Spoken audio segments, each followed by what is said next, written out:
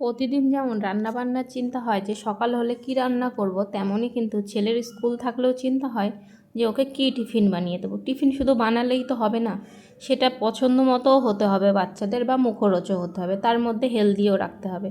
তাই চিন্তা ভাবনা করে সকাল সকাল এই যে ব্রেড স্যান্ডউইচ করে দিচ্ছি। তবে এটা আমার ছেলে ভীষণ ভালোই খায়, তবে একটু চিজ হলে ভালো হতো, কিন্তু কিছু করার নেই। তারপরে সকালে উঠে তো আর একটা কাজ থাকে না, ওইদিকে ছেলের প্রেশারে ভাত হচ্ছে, এদিকে আমি টিফিনটা রেডি করে নিলাম। তার মধ্যে ছেলেকে আবার ডেকে এসেছি ঘুম থেকে ওঠার জন্য।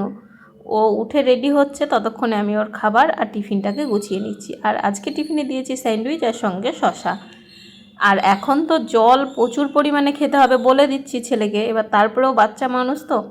তারপরে মা আর ছেলে মিলে এই যে রেডি হয়ে বেরিয়ে পড়লাম। আর সকালবেলাতেই এতটা রোদ উঠে যায়, সকাল বলে যে ঠান্ডা থাকে সেরকম কিন্তু নয়, আস্তে আস্তে একদম ঘেমে যেতে হয়। তারপরে এই যে স্কুলে পৌঁছে, আর স্কুলে হাত ছেড়ে দেওয়ার পরে একবারও একটু ঘুরে তাকায় না, স্কুলে চলে যায়। আমার ছেলে কোনোদিন স্কুলে যাওয়া নিয়ে বায়না করে না। আর এই যে স্কুলের সামনে কৃষ্ণচূড়া গাছটা দেখো লাল হয়ে আছে। তারপরে এসে আমি একটু চা বানিয়ে নিলাম। অনেক দিন পরে আজকে চা খাচ্ছি, গরমে সকালে চাই খাই না।